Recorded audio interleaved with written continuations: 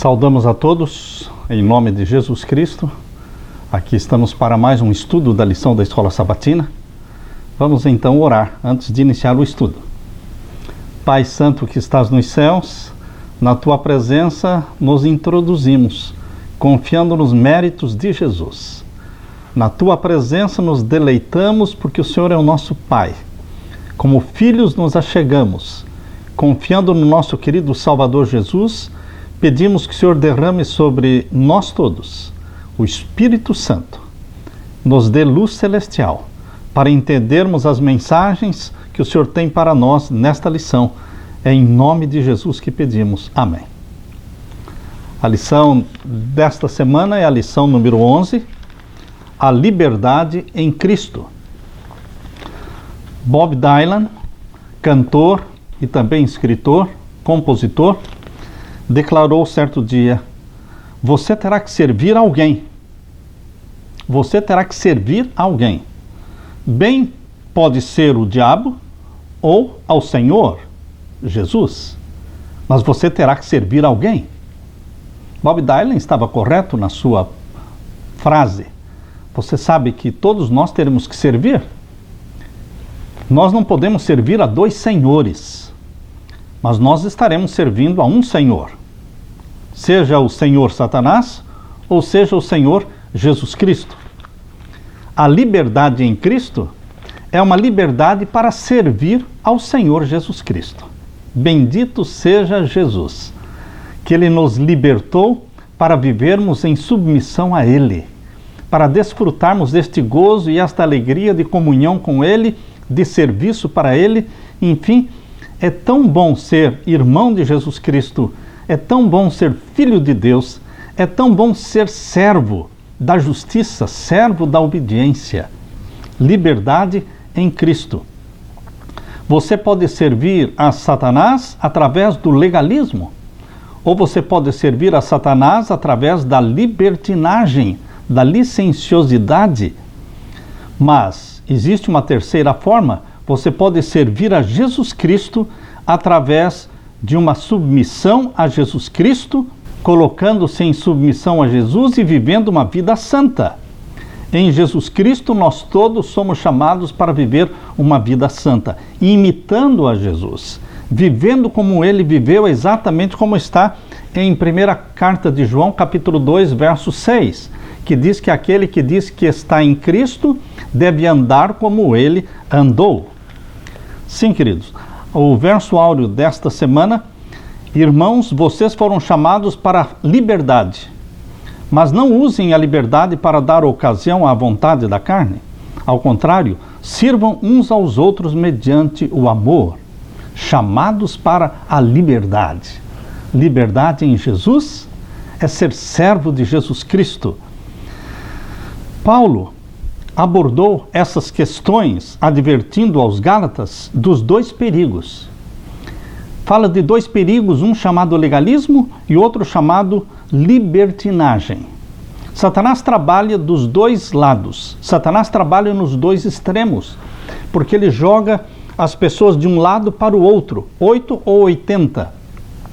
A igreja tem muitos legalistas e a igreja tem muitos libertinos. Mas qual é o povo de Deus? Fiel, remanescente, sincero. Qual é?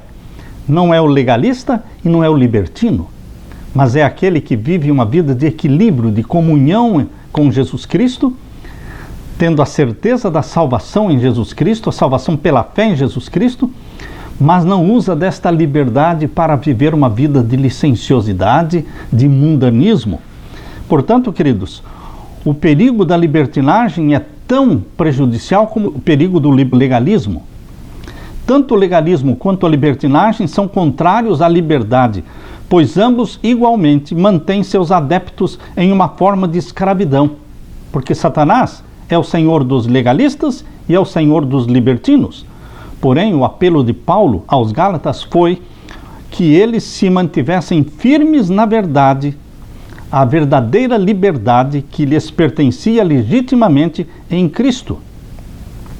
Desde os primeiros séculos da era cristã, Satanás jogou alguns para o hedonismo, que era viver buscando o prazer da vida. O objetivo da vida dos hedonistas era buscar o prazer, perseguir o prazer. Mas, por outro lado, existiam os ascetas que praticavam o ascetismo. Por isso surgiram os mosteiros, por isso surgiram os conventos, por isso surgiram os monges, por isso surgiram os ermitões, que se isolavam do mundo e viviam afastados do mundo, das cidades, muitas vezes fechados dentro de 4 paredes. São 2 extremos. Satanás lança as pessoas de um ao outro extremo e ele controla os 2 extremos. Mas, queridos, o que Deus quer de você e de mim é uma vida de equilíbrio.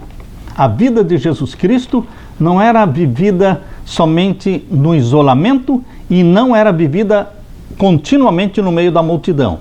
A vida de Cristo era dividida entre o monte da oração e o convívio com a multidão.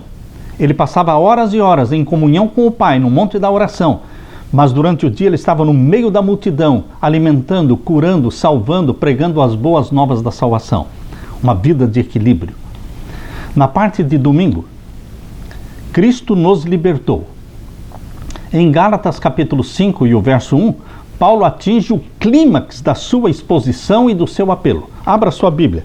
Em Gálatas capítulo 5 e o verso 1. Estai, pois, firmes na liberdade com que Cristo nos libertou, e não torneis a meter-vos debaixo do jugo da servidão. Este texto, verso 1 do capítulo 5, é o clímax da exposição de Paulo. A razão principal pela qual ele escreveu a carta aos Gálatas está resumido no apaixonado clamor do verso 1. Foi para a liberdade que Cristo nos libertou. Portanto, permaneçam firmes e não se deixem submeter novamente a um jugo de escravidão. Com toda a emoção do coração, sabendo que esse era o momento crítico, o momento exato de fechar o argumento da carta e da epístola aos Gálatas, ele então abriu o seu coração e falou: sejam firmes e não voltem para a escravidão. Queridos, conforme nós lemos em Gálatas capítulo 2, verso 16, abra sua Bíblia no capítulo 2 e o verso 16, o foco da discussão era a circuncisão. Capítulo 2, verso 16. Sabendo que o homem não é justificado pelas obras da lei. As obras da lei significa todas as leis, tanto a lei cerimonial como a lei moral. O homem, você e eu, pecadores como somos, não podemos ser salvos nem pela lei cerimonial, nem pela lei moral, nem pela circuncisão. A salvação é unicamente pela fé em Jesus Cristo. Sabendo que o homem não é justificado pelas obras da lei, mas pela fé em Jesus Cristo, temos também crido em Jesus Cristo para sermos justificados pela fé de Cristo e não pelas obras da lei. Porquanto pelas obras da lei nenhuma carne será justificada. E ainda no capítulo 3 e o verso 13. Capítulo 3, o verso 13. Cristo nos resgatou, em outras palavras, Cristo nos libertou da maldição da lei, fazendo-se maldição por nós, porque está escrito: maldito todo aquele que for pendurado no madeiro. Jesus Cristo nos libertou da salvação pelas obras. Jesus Cristo nos libertou dos enganos de Satanás. O foco da discussão era a circuncisão, mas também envolvia todos os rituais presentes na lei cerimonial e mesmo a intenção dos judeus de se salvarem pela lei, mesmo sendo a lei dos 10 mandamentos. A lei dos 10 mandamentos é eterna e deve ser obedecida por todos os salvos em Jesus Cristo. Porém, a lei dos 10 mandamentos só existe para aqueles que estão salvos em Jesus Cristo. Não para se salvarem, mas porque estão salvos pelo sangue de Jesus Cristo. Amém? Verso 2 a 4, vamos ler. Eis que eu, Paulo, vos digo que se vos deixar de circuncidar, Cristo de nada vos aproveitará. E de novo protesto a todo homem que se deixa circuncidar, que está obrigado a guardar toda a lei. Separados estáis de Cristo, vós os que vos justificais pela lei, da graça tendes caído. São declarações fortíssimas que Paulo está fazendo, demonstrando que realmente Cristo nos libertou desta tendência satânica de se salvar pela circuncisão, de se salvar pela obediência à lei.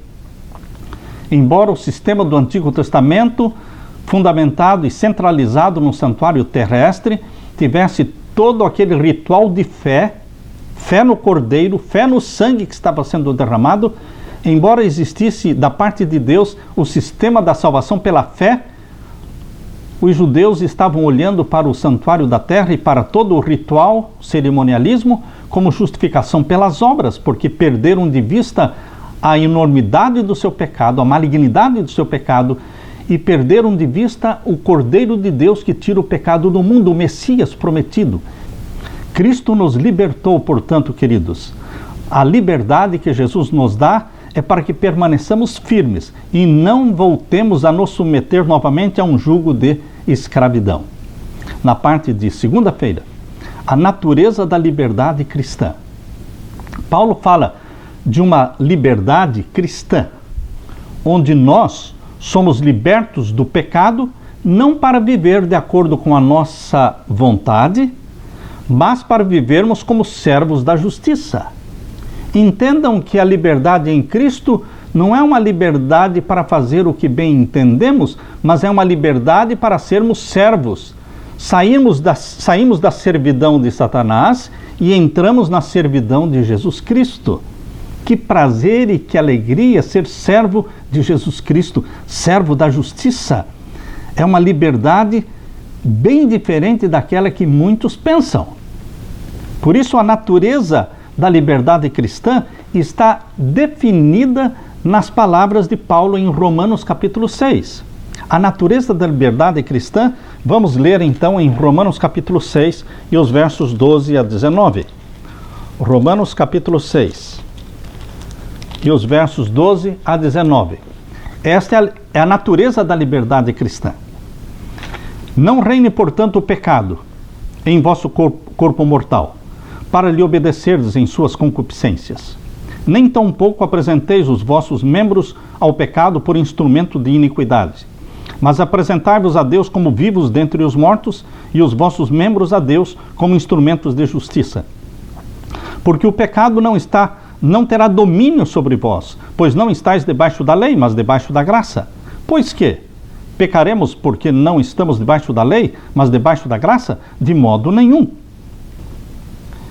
Não sabeis vós a quem vos apresentardes por servos para lhe obedecer? Sois servos daquele a quem obedeceis, ou do pecado para a morte, ou da obediência para a justiça? Estão percebendo que Paulo apresenta a liberdade em Cristo como, em outras palavras, ele está dizendo que a liberdade em Cristo é nos tornarmos servos de Jesus Cristo, servos da obediência para a justiça. E o verso 17, mas graças a Deus que, tendo sido servos do pecado, obedecestes de coração à forma da doutrina a que fostes entregues, e libertados do pecado, fostes feitos servos da justiça. Essa é a natureza da liberdade cristã. Cristo nos liberta do pecado, do jugo do pecado, do poder de Satanás, do domínio de Satanás sobre nós. Ele quebra este domínio de Satanás sobre nós. Ele nos liberta também daquela tendência legalista de tentar nos salvarmos pela lei. Ele nos liberta desta tendência inútil. Mas ele deixa claro que nós nos tornamos servos da justiça, servos de Jesus Cristo. Por isso diz aqui o verso 19, capítulo 6, verso 19 de Romanos: falo como homem, pela fraqueza da vossa carne, pois que assim como apresentastes os vossos membros para servirem à imundícia e à maldade para a maldade, assim apresentai agora os vossos membros para servirem à justiça para a santificação. Antes, através do nosso corpo, através da nossa mente, através da nossa boca e através das nossas mãos, nós praticávamos a imundícia. E isso nos prendia debaixo da servidão e escravidão de Satanás. Mas agora, nós devemos usar nossa boca, nossa mente, o nosso corpo. Como? Para sermos servos da justiça, para a santificação. O alvo da salvação em Jesus Cristo é a santificação. é tornarmos-nos semelhantes a Jesus. Portanto, queridos, o uso da palavra liberdade para descrever a vida cristã é mais destacado nas cartas de Paulo do que em qualquer outro lugar do Novo Testamento. A palavra liberdade e seus cognatos ocorrem 28 vezes nas cartas de Paulo, em contraste com apenas 13 vezes em outros lugares. O que Paulo quis dizer por liberdade? Não se refere, Paulo, à liberdade política. Não se refere, Paulo, à liberdade econômica, nem à liberdade de viver da maneira que nos agrade. Ao contrário, Paulo está falando de uma liberdade fundamentada em nosso relacionamento com Jesus. O contexto sugere que Paulo estivesse se referindo à liberdade da escravidão e da condenação de um cristianismo fundamentado na lei, mas nossa liberdade inclui muito mais. Ela inclui libertação do pecado, da morte eterna e do diabo. Somos livres para viver vida santa.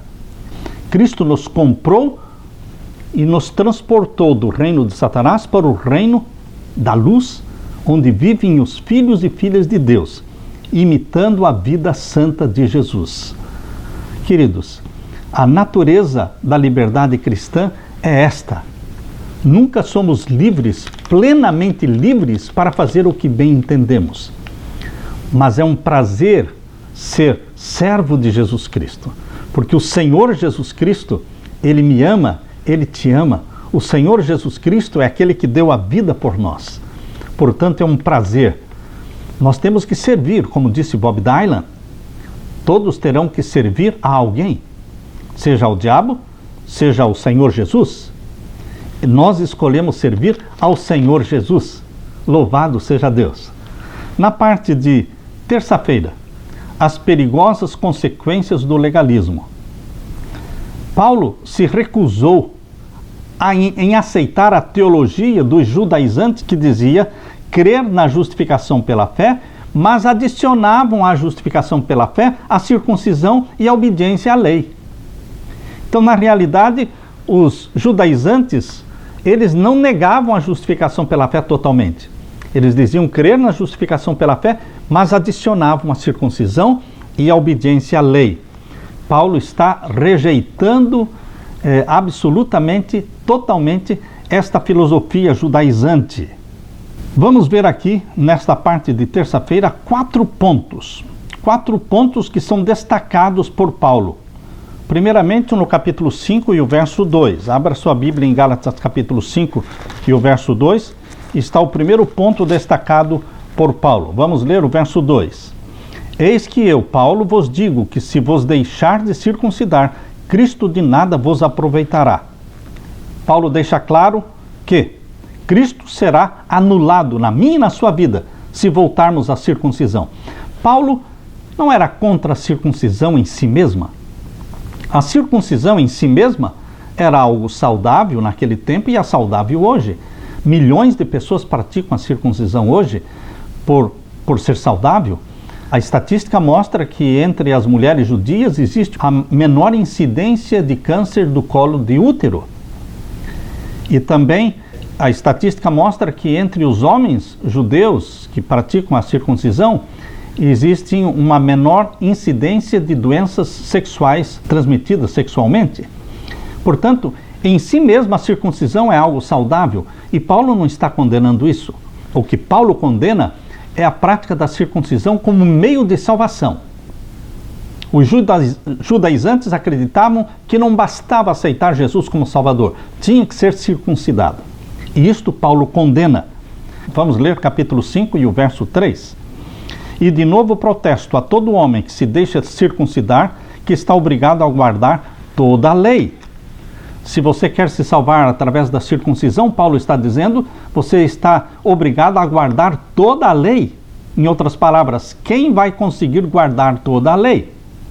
Se você se deixar circuncidar, isso não é difícil? Seria fácil você se deixar circuncidar? Mas Paulo está dizendo, se você quer se salvar pela circuncisão, não basta isso, você terá que guardar toda a lei. E ninguém conseguiu até hoje guardar toda a lei. Só Jesus Cristo teve uma obediência perfeita A lei de Deus. Toda a lei, Jesus Cristo obedeceu perfeitamente, mas somente ele. Então, Paulo está expondo diante dos Gálatas a impossibilidade de se salvar, ou pela circuncisão, ou pela obediência a toda a lei. E ainda lemos no verso 4, capítulo 5, verso 4. Separados estáis de Cristo, vós os que vos justificais da lei, da graça tendes caído. Ou seja, se você se apega à circuncisão, você está separado de Cristo. Você está neutralizando o sacrifício de Jesus por você na cruz. E finalmente Paulo diz na última frase do verso 4, caíram da graça, rejeitaram a Cristo. Queridos, no capítulo 5, no versos 2 a 12, São Paulo falava por experiência própria. Por que por experiência própria? Porque dificilmente você vai encontrar alguém que fosse mais fariseu do que Saulo. Saulo era sumamente fariseu. E quando ele se converteu a Jesus Cristo, ele viu a inutilidade daquele farisaísmo. Ele gastou as primeiras décadas da sua vida se especializando e se aprimorando na obediência às leis. Mas, queridos, ele percebeu que nada disso lhe trouxe paz, perdão e salvação. As primeiras consequências de tentar ganhar o favor de Deus submetendo-se à circuncisão era que isso obrigava a pessoa a guardar toda a lei. Se uma pessoa quisesse viver de acordo com a lei, não poderia simplesmente escolher cuidadosamente os preceitos que desejava seguir. Teria que obedecer toda a lei. E é impossível um ser pecador como você e eu obedecer toda a lei perfeitamente. Só Jesus o fez. E é o mérito de Jesus Cristo que nos salva. É a obediência perfeita de Jesus que nos salva. É a obediência perfeita de Jesus Cristo que nos é creditada. E nós somos salvos pelos méritos de Jesus Cristo. Eu não estou dizendo que os salvos em Jesus Cristo não guardam os mandamentos de Deus, não. Os salvos em Jesus Cristo, eles foram gerados pelo Espírito Santo e eles têm prazer na obediência aos mandamentos. Mas eles não têm uma obediência perfeita. A obediência perfeita é aquela que Jesus creditou para eles. Foi somente depois da sua salvação pela graça que Paulo descobriu que a função da lei era apontar os pecados e não salvar os pecadores. 2 pontos positivos no argumento de Paulo. No verso 5, capítulo 5, verso 5. Porque nós, pelo Espírito da fé, aguardamos a esperança da justiça, através da esperança da fé. A esperança da fé é a volta de Jesus Cristo. Os salvos em Jesus Cristo têm essa bendita esperança da segunda vinda de Jesus. Outro ponto, no verso 6.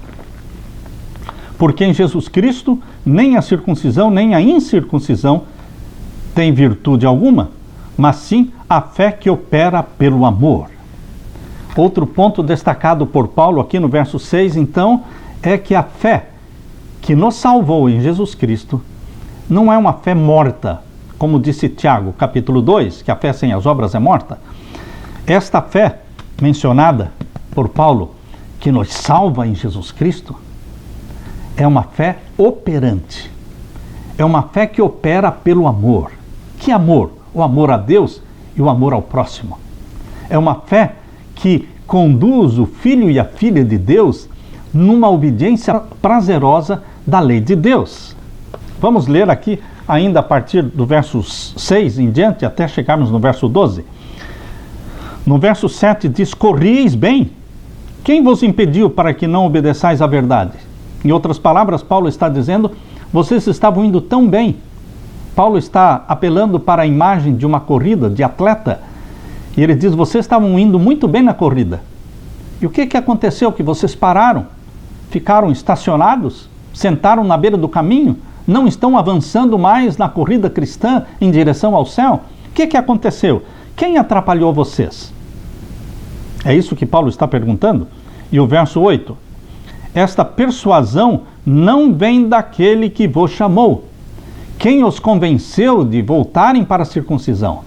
Quem vos convenceu de que precisam guardar os mandamentos ou o cerimonial da lei de Moisés para alcançar a salvação? Quem vos convenceu disso não foi Deus.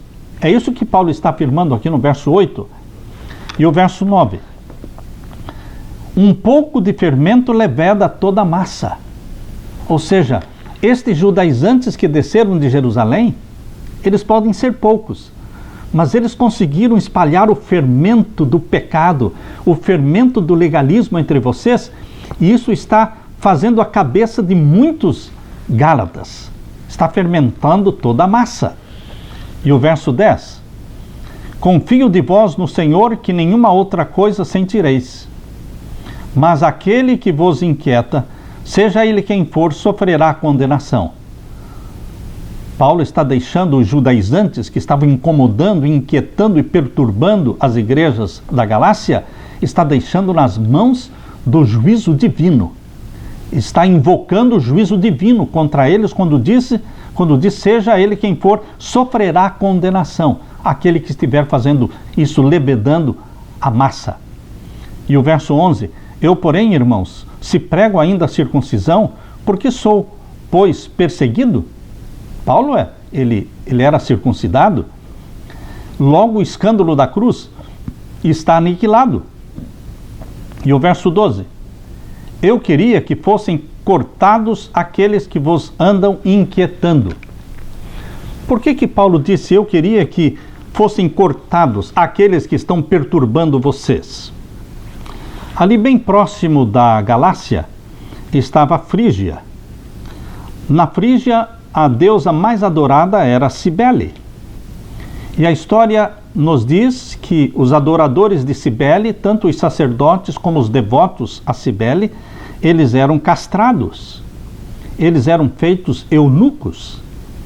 Em outras palavras, Paulo está dizendo que aqueles que estavam ensinando a circuncisão para os cristãos da Galácia, eles deveriam também ser castrados como os adoradores de Cibele.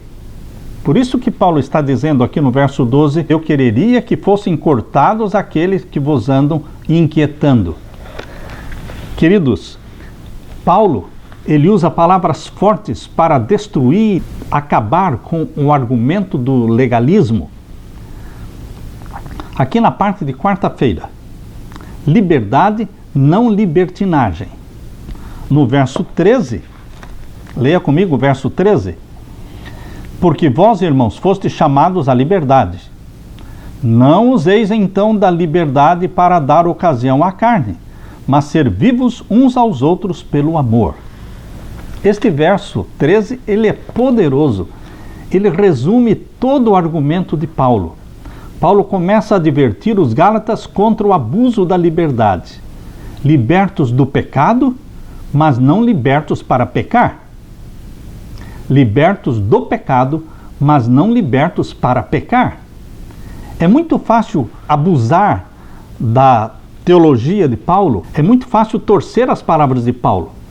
Então, o que ele está dizendo no verso 13 é exatamente, ele usa um argumento para impedir o mau uso das suas palavras.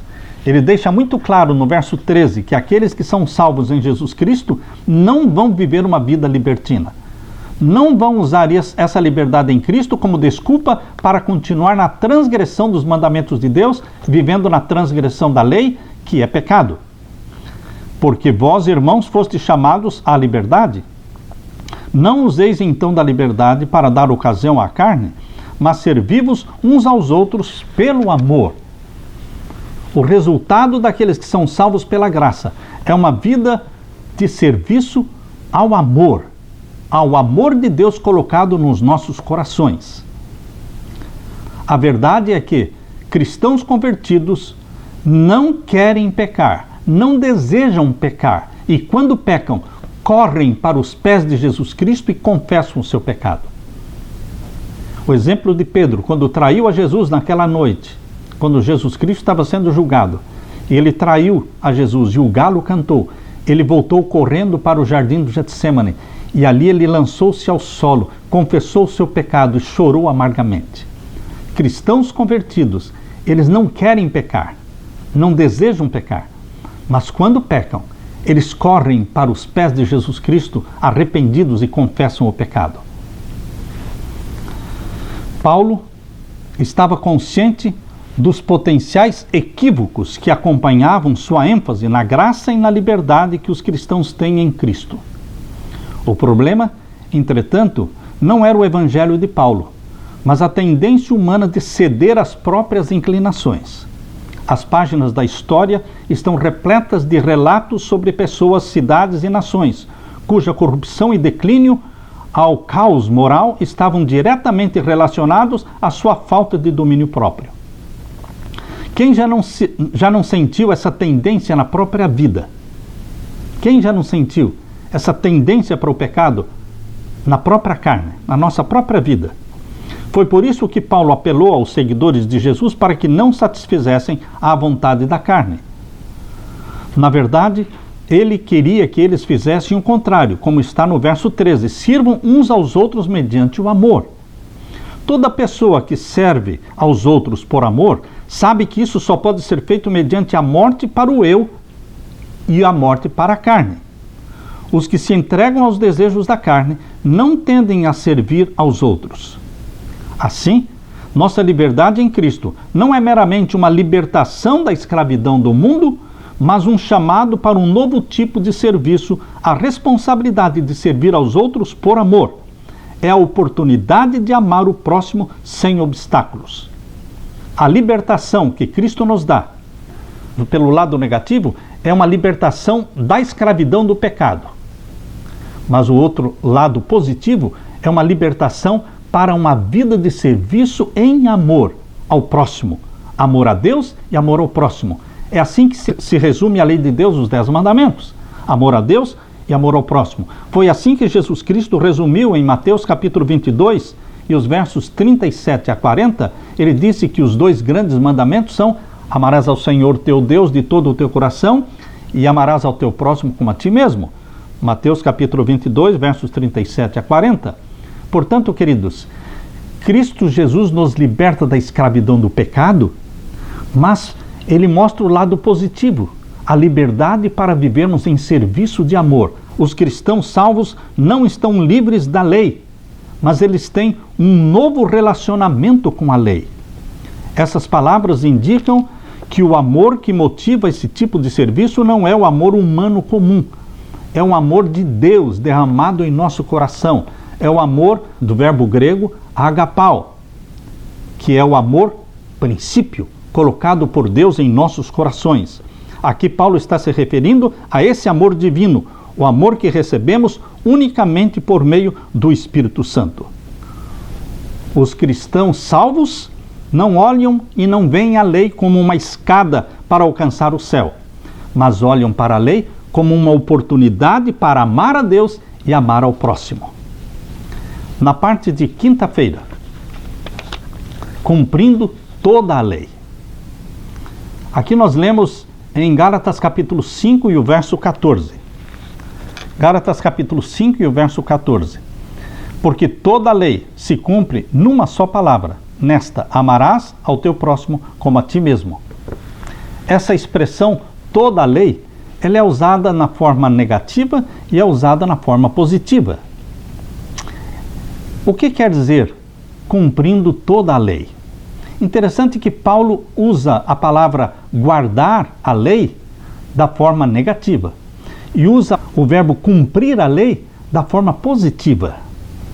Nós lemos aqui no verso 3, vamos ler o verso 3, capítulo 5, verso 3, diz assim: e de novo protesto a todo homem que se deixa circuncidar, que está obrigado a guardar toda a lei. Isso é no aspecto negativo, guardar toda a lei. Isso é impossível. Agora veja o aspecto positivo. Ele não usa o verbo guardar, mas o verbo cumprir. Verso 14. Porque toda a lei se cumpre numa só palavra: amarás ao teu próximo como a ti mesmo.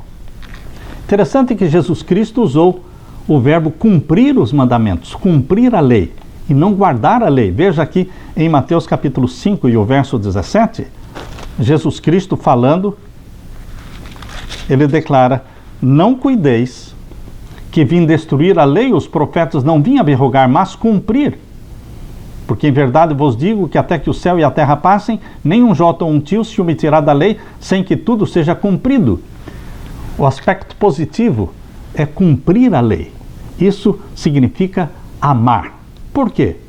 Porque quem ama, o amor, cumpre a lei de Deus. Convido você para abrir a Bíblia em Romanos. Romanos capítulo 13 diz: a ninguém devais coisa alguma, a não ser o amor, com que vos ameis uns aos outros, porque quem ama os outros cumpriu a lei. Ele não fala guardou a lei, cumpriu a lei. O cumprir a lei é o que Deus deseja de você e de mim. E você e eu podemos cumprir a lei pela graça do nosso Senhor Jesus Cristo. Porque quem ama Jesus Cristo vai amar a Deus de todo o coração e vai amar ao próximo como a si mesmo. E o verso 9 diz: com efeito, não adulterarás, não matarás, não furtarás, não dirás falso testemunho, não cobiçarás. Se algum outro mandamento, tudo nesta palavra se resume: amarás ao teu próximo como a ti mesmo. E o verso 10, Romanos 13, verso 10: o amor não faz mal ao próximo, de sorte que o cumprimento da lei é o amor.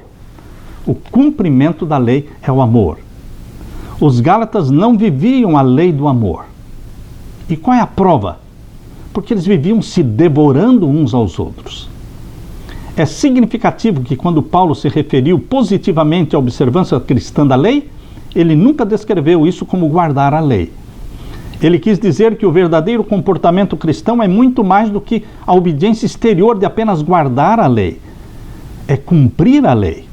Paulo usou a palavra cumprir porque ela vai muito além do que simplesmente guardar. Esse tipo de obediência está fundamentado em Jesus unicamente. Os Gálatas viviam em brigas.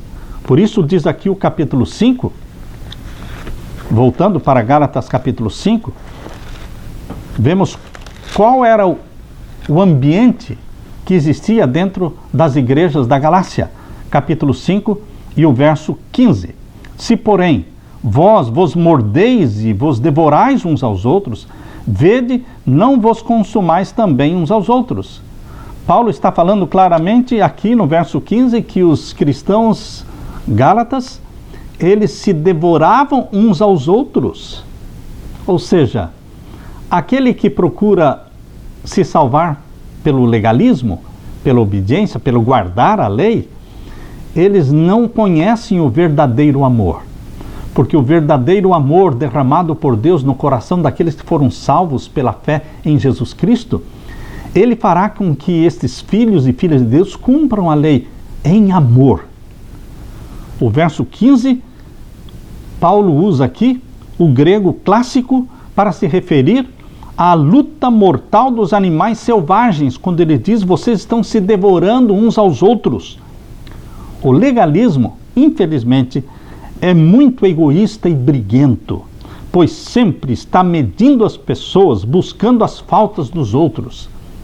Igrejas legalistas são igrejas briguentas.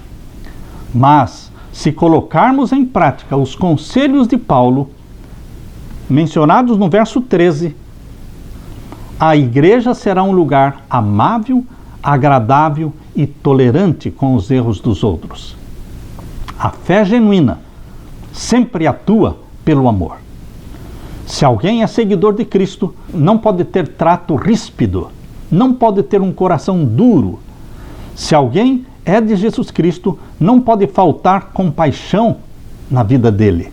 Não pode ter linguagem vulgar, não pode ser cheio de pompa e presunção, não pode ser dominador, nem pode usar palavras ásperas, nem censurar e condenar. A obra do amor brota da obra da fé. Cumpre-nos ser zelosos de boas obras. E a testemunha verdadeira diz: conheço as tuas obras. Jesus Cristo é a testemunha fiel e verdadeira. E Ele está olhando para mim e para você.